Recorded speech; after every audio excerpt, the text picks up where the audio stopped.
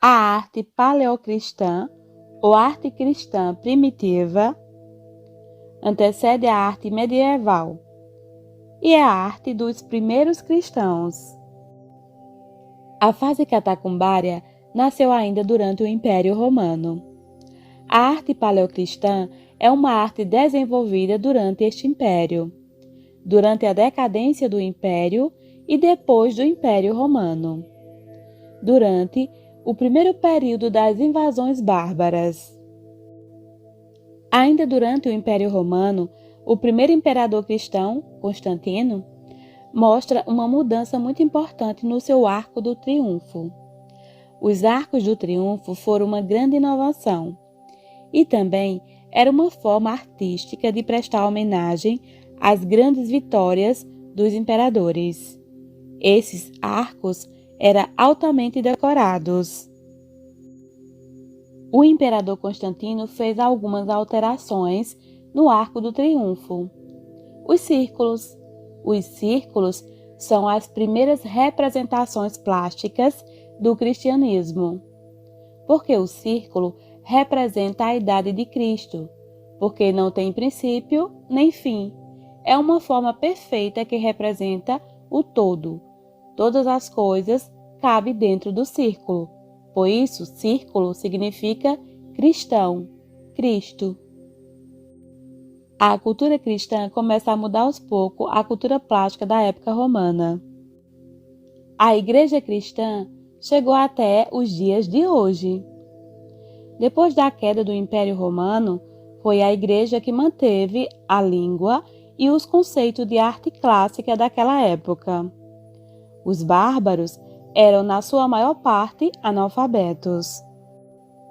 O Império Romano não era um império com uma única religião. Havia várias religiões e ele permitia aos povos ocupados continuar a exercer os seus rituais de cultos. O Império Romano absorve todos os outros deuses e as outras religiões e permite o culto livre.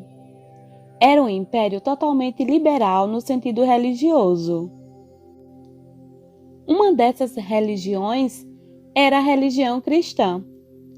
A religião cristã é uma religião oriental. Nasceu no Oriente, na Palestina, numa zona que a principal religião era a única religião conhecida no mundo como monoteísta. Era a única religião a adorar um só Deus. Refiro-me à religião hebraica. O cristianismo apareceu no Império Romano durante o império do imperador Caio Otávio e também do imperador Augusto. Cristo vai ser crucificado durante o império do imperador Tibério. O Império Romano não perseguia a religião da Palestina. Foi o fato dos palestinos não reconhecerem os deuses romanos que gerou atritos. Uma coisa que os romanos exigiam é que seus imperadores fossem venerados como deuses.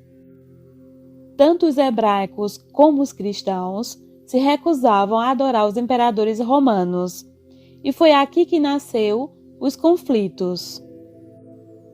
Para os romanos, isso era uma aberração contra a natureza. Reza a lenda que certa vez soldados romanos iam construir uma estrada em certo local da Palestina.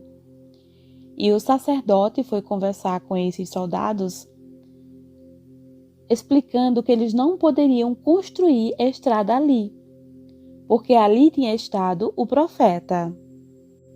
Esses tipos de atritos levavam os romanos a não querer estar naquela região. A Palestina era um local que nenhum romano queria estar, e era normal, como castigo, enviar romanos para ficarem entre os cristãos e hebraicos. Aos poucos, a religião cristã foi se espalhando por outras províncias romanas e começou a crescer muito. E com isso começou a ser perseguida, porque eles não queriam adorar os outros deuses romanos. E a história de sucesso da religião cristã tem a ver com sua perseguição. As pessoas, quando perseguidas, protegem mais a sua cultura. Então é aqui que começa a primeira fase da arte cristã, a fase das catacumbas. E o que são catacumbas? As catacumbas eram locais de cultos. Como os cristãos eram perseguidos pelos romanos na superfície, eles vão para as catacumbas às escondidas para celebrar o seu culto a Deus. As catacumbas eram cemitérios. Era proibido em Roma enterrar os corpos em cidades. Portanto, as catacumbas, os cemitérios, eram sempre fora das cidades. Às portas da cidade havia uma estrada muito famosa, a famosa Via Ápia. As catacumbas de Roma, localizadas na Via Ápia antiga, são as de São Calixto, São Sebastião e Domitila. As catacumbas de São Calixto são uma das mais famosas de Roma. Seus labirintos subterrâneos se ligam em 4 níveis. Para você ter uma ideia, ela tem mais de 20 metros de profundidade. Estima-se que haja cerca de 500.000 sepulturas. Ainda hoje existem centenas de quilômetros de catacumbas. E era aí exatamente onde os cristãos se reuniam e celebravam seus cultos. Era lá onde seu povo era enterrado. Catacumbas vem de uma palavra grega que significa dormitório. Eram cemitérios.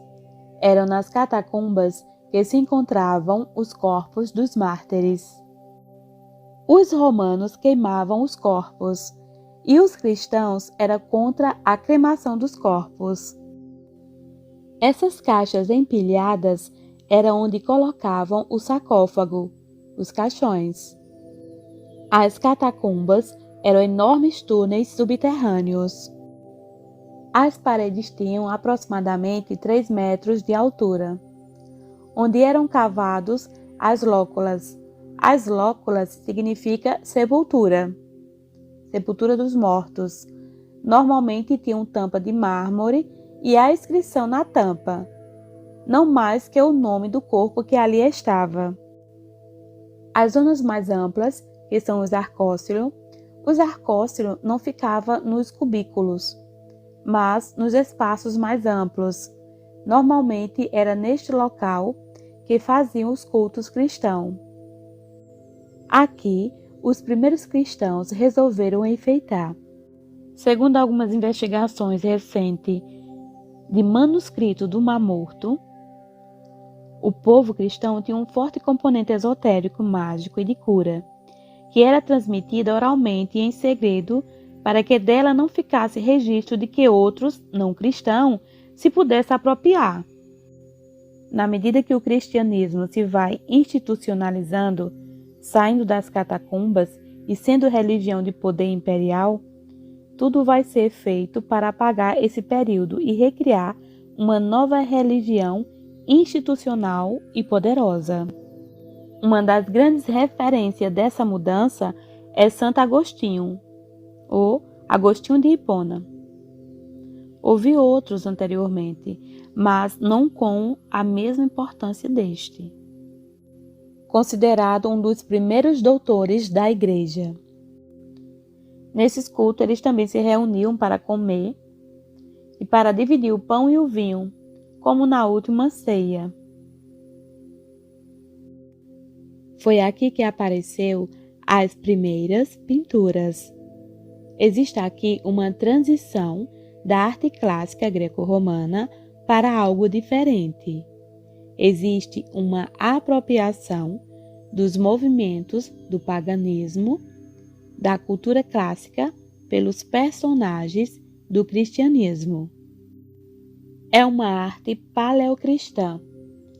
Eles não estavam preocupados em ser realistas como os romanos ou buscar a perfeição como os gregos.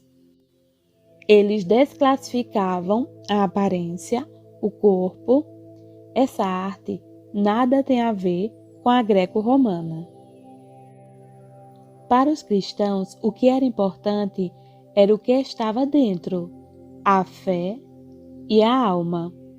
Seu objetivo era contar a história da Bíblia, educar as pessoas através da arte. Essas imagens eram a história de Cristo. O essencial para a arte paleocristã não é aquilo que é mostrado. O corpo é apenas a morada da fé, a residência da alma. A arte cristã rompe completamente com o realismo e rompe completamente com as noções de beleza. Entramos aqui numa fase completamente diferente, em que se pinta uma história, em que se pinta o que está dentro do corpo e que se dá pouca atenção, desvalorizando completamente o realismo, a perspectiva e a beleza. A arte do bom pastor cristão é semelhante à estalta grega do período arcaico. O Moschophoros, um atleta olímpico com o cordeiro no ombro. Aqui utiliza-se exatamente esse modelo, mas para contar a história do bom pastor, a história da Bíblia, que passa a ideia que todas as almas são salvas. Vocês devem conhecer a história do bom pastor. O bom pastor pode ser encontrado no livro de João, na qual Jesus aparece como o bom pastor, que dá a sua vida por suas ovelhas. A mesma metáfora pode ser vista no Salmo 23, 22. Nos Evangelhos, a imagem do bom pastor aparece sempre em referência a Jesus, não se permitindo perder nenhuma de suas ovelhas. É nesta fase que nascem os primeiros símbolos do cristianismo. Eles inventavam símbolos para se comunicar entre si e depois transformaram esses símbolos em forma de arte. É uma arte de cemitério, mas é uma arte que tenta contar uma história. Esta arte acompanhou o Império Romano e também a Idade Média.